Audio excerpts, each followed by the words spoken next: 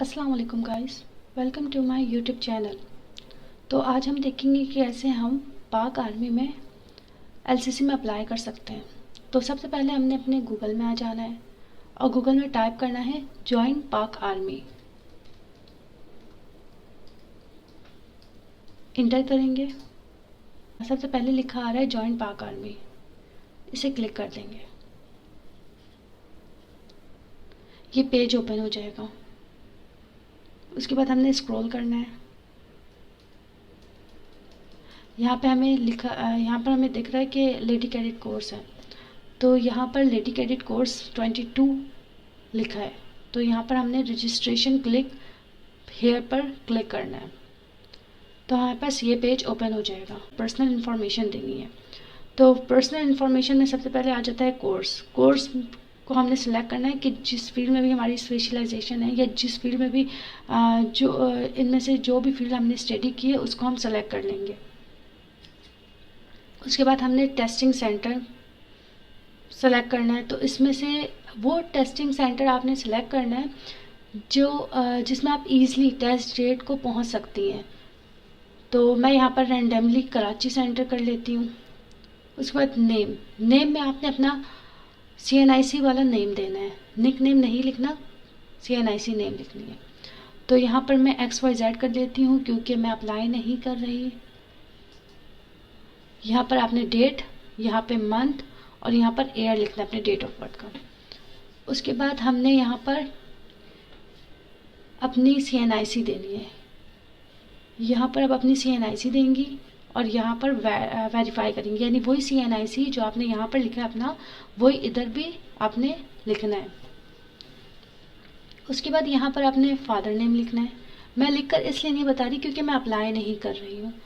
Father की CNIC देनी है। जब भी आप कभी भी कोई फॉर्म फिल कर रही हो तो सबसे ज़्यादा सूटेबल चीज़ ये होती है कि आप अपने सारे डॉक्यूमेंट्स को सामने रखें, उसके बाद फिल आउट करें। इससे फ़ायदा ये होता है कि आपकी मिस्टेक्स नहीं होती हैं।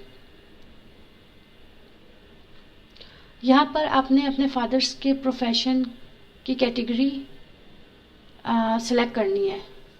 अगर बिजनेसमैन है तो आप ये सिलेक्ट कर लें, प्राइवेट जॉब करते तो ये करें, गवर्नमेंट जॉब करते ये करें, सर्विंग आर्मी है तो इनमें ये करें, रिटायर्ड आर्मी है तो फिर इनमें ये करें, शहीद आर्मी है तो आप ये करें। इनमें से अगर कोई भी हैं तो आप सेलेक्ट ईजिली कर सकती हैं और अगर इनमें से कोई भी नहीं है तो आप अदर पर सेलेक्ट कर लें। उसके बाद फादर प्रोफेशन डिटेल में आपने, अगर आपके फादर टीचर हैं, डॉक्टर हैं, इंजीनियर हैं, बिजनेसमैन हैं, जो भी हैं तो वो आप यहाँ पर लिख सकती हैं। फादर रैंक में आपने गवर्नमेंट जॉब हो कुछ भी आप लिख सकती हैं। तो फादर रैंक में अगर इनमें से कुछ हैं, general, lieutenant general, major general, brigadier, colonel, तो इनमें से आप सेलेक्ट कर लें और अगर नहीं है तो आप इसको अदर में भी छोड़ सकती हैं या इसको छोड़ा भी जा सकता है क्योंकि इसके ऊपर स्टार नहीं है। अगर आपके फादर किसी फोर्सेस से बिलोंग करते हैं तो आप यहाँ पर उनके आर्मी नंबर लिख सकती हैं। अगर आपके फादर फोर्सेस से बिलोंग करते हैं तो यहाँ पर उनका कॉर्प्स भी होगा, तो वो आप ये यहाँ से अपने फादर से पूछकर या उनके कार्ड से देखकर लिख सकती हैं। तो यहाँ पे फादर्स पेरेंट यूनिट, और वही बात है कि फोर्सेस में है तो यहाँ पर उनका यूनिट भी होगा, तो वो आप यहाँ पर मेंशन कर सकती हैं। फादर स्टेटस आप यहाँ से देख लें, अलाइव है तो अलाइव लिखे, डिकेस है तो डिकेस लिखें। उसके बाद फादर इनकम, आपने अपने सिर्फ फादर की इनकम को यहाँ पर मेंशन करना है, सेलेक्ट करना है। तो यहाँ पर लिखा है लेस देन 25,000, अगर 25,000 से कम है तो आप 25,000 से कम वाला सिलेक्ट कर दें। 26,000 से ज़्यादा है तो आप ये सिलेक्ट कर लें। तो ये आप अपने फादर की इनकम के हिसाब से सिलेक्ट कर लें। अगर आपके फादर डेथ कर चुके हैं तो आप यहाँ पर लिख सकती हैं। यहाँ पर nature of death, place of operation, ये जो बॉक्सेस हैं ये इतने इंपॉर्टेंट नहीं है। अगर आप ये छोड़ना चाहें तो ये आप छोड़ भी सकती हैं, लेकिन ये वाले ये जो रेड हैं ये आप नहीं छोड़ सकती। उसके बाद मदर नेम, यहाँ पर आपने अब मदर का नेम देना है जो उनकी CNIC में होगा और यहाँ पर उनके CNIC number.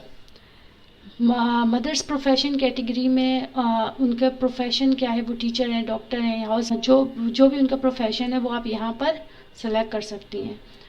Mother profession housewife तो हाउसवाइफ लिखते हैं, टीचर हैं तो टीचर, डॉक्टर हैं तो डॉक्टर, इंजीनियर है तो इंजीनियर, जो भी है उनकी स्पेशलाइजेशन है, प्रोफेशन है, वो आप इधर लिख सकती हैं। फिर मदर का रैंक, मदर्स आर्मी नंबर, अगर वो किसी भी फोर्सेस में हैं, जॉब करती हैं, गवर्नमेंट जॉब करती हैं, तो वो आप यहाँ पर लिख सकती हैं। तो यहाँ पर आपने अपनी मदर के से रिलेटेड तमाम डिटेल्स देनी है।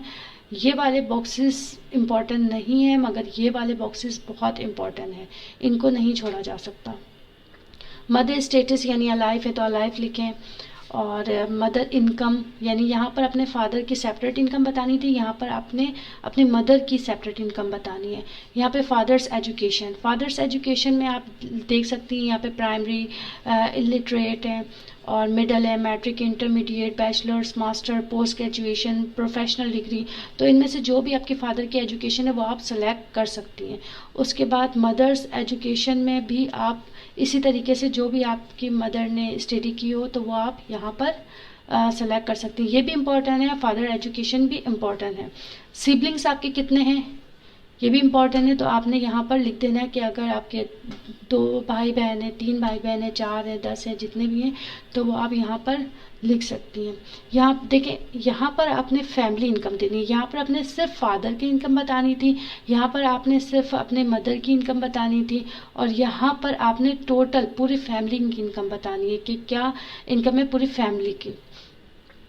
डोमिसाइल आपने, आपके डोमिसाइल कहाँ का बना हुआ है तो वो यहाँ पर आप सेलेक्ट करके यहाँ पर स्क्रॉल करके आप देख सकती हैं कि जहाँ का भी आपका डोमिसाइल बना है तो वो आप सेलेक्ट करके इधर सेलेक्ट कर सकती हैं। तो फिर यहाँ पर डिस्ट्रिक्ट आ जाता है, डिस्ट्रिक्ट में भी आप यही करेंगी कि जो भी डिस्ट्रिक्ट है आपकी जहाँ, तो वो आपने यहाँ पर सेलेक्ट कर लेना है।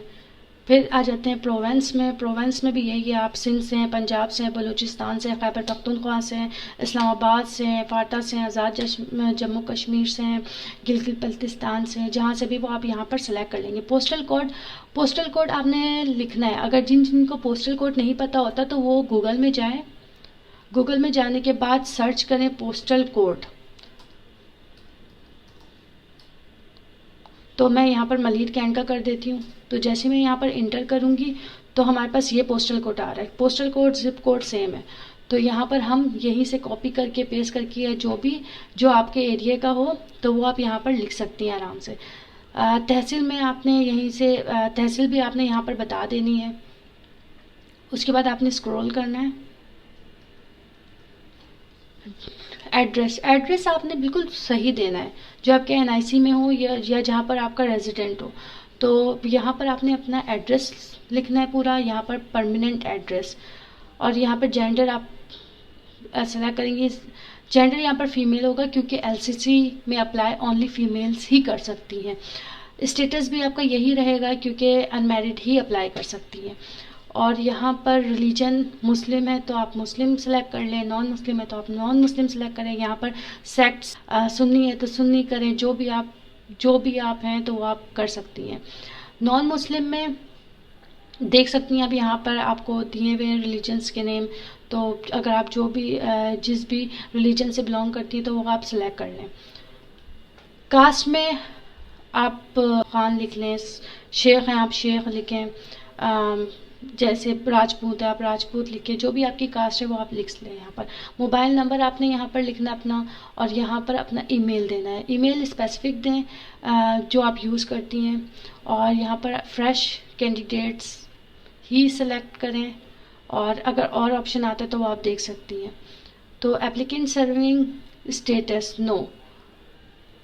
पासपोर्ट नंबर, पासपोर्ट अगर आपका बना हुआ है तो आप यहाँ पर फिल आउट कर सकती हैं ये। तो अब आ जाते हैं एजुकेशनल डिटेल पर, क्लिक करेंगे तो ये ओपन हो जाएगा। तो मैट्रिक में हमने यहाँ पर अगर साइंस से मैट्रिक किया है तो हम साइंस लिख देंगे, आर्ट्स से किया तो आर्ट्स से, ओ लेवल से किया तो ओ लेवल सेलेक्ट कर लेंगे। स्टेटस ऑब्वियसली कंप्लीट होगा। रोल नंबर हमारे देख लेंगे मैट्रिक के सर्टिफिकेट में कि हमारा रोल नंबर क्या था, तो वो हम यहाँ पर देखकर लिख सकते हैं। उसके बाद पासिंग ईयर 2017 में किया है, 18 में, 19 में, 20 में जब भी किया है तो वो आप यहाँ पर लिख सकती हैं। ऑब्टेन मार्क्स और यहाँ पर टोटल मार्क्स आपके कितने थे मैट्रिक में, उसमें से आपने ऑब्टेन कितना किया। तो यहाँ पर आपने ऑब्टेन कितना किया तो यहाँ पर आप लिख सकती हैं।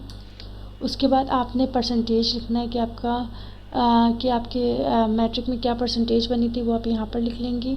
यहाँ पर इंस्टीट्यूशन के कहाँ से आपने मैट्रिक किया था और यहाँ पर बोर्ड के कौन से बोर्ड से आपने मैट्रिक किया था। यहाँ पे बहुत सारे बोर्ड हैं, तो यहाँ से जो भी आपका बोर्ड होगा वो आप सेलेक्ट कर सकती हैं। उसके बाद इंटरमीडिएट में भी हमने यही प्रोसीजर करना है। हमने सबसे पहले ग्रुप सेलेक्ट करना है कि हमने अगर एफएससी किया है तो एफएससी सेलेक्ट करेंगे, आईकॉम किया है तो आईकॉम।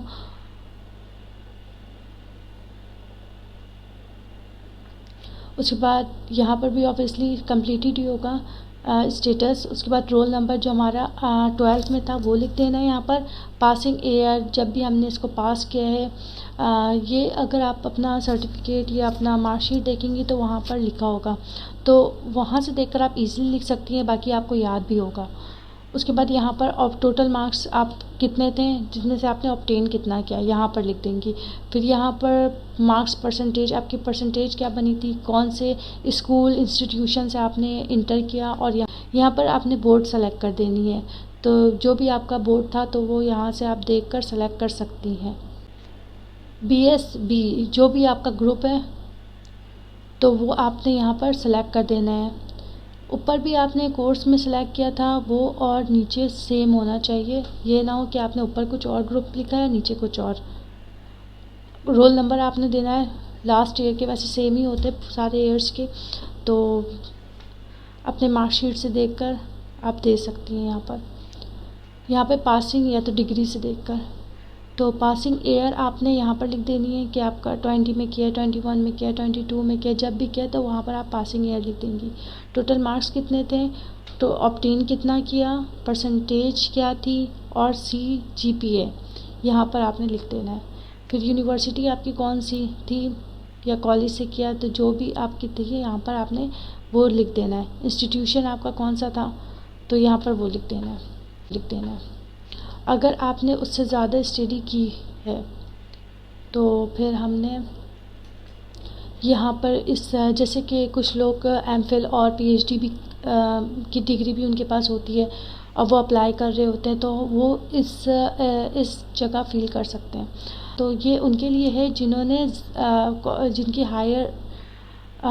18 ईयर्स क्वालिफ़िकेशन हो। उसके बाद अदर क्वालिफ़िकेशन अगर जिन्होंने की हो तो वो ये भी यहाँ पर भी फिल आउट कर सकती हैं। I hereby declare that to the best of my knowledge and believe the above information is correct, I realize that if any information given by me is in this application form is false or incomplete, or if any of the original education certificate is found to have been tampered or mutilated or fake, my application will be rejected and I will be liable to any disciplinary action considered necessary by GHQ। तो इसमें आपने इसे select कर लेना है। उसके बाद यहाँ पर आपने इंटर कोड, अगर आप काफ़ी देर से इस पेज को फिल करें तो आप रिफ़्रेश इमेज कोड कर लें। उसके बाद यहाँ पर ये कोड लिखें और रजिस्ट्रेशन कर दें, तो आपका रजिस्ट्रेशन कंप्लीट हो जाएगा। आफ्टर रजिस्ट्रेशन आपको कोई भी प्रॉब्लम फेस होगी तो वो आप मेरे नेक्स्ट वीडियो में देख सकती हैं। जो प्रॉब्लम यहाँ पर होती है वो मेरे नेक्स्ट वीडियो में है, तो मेरे चैनल को लाजमी सब्सक्राइब करें, लाइक करें और शेयर करें। अल्लाह हाफिज़।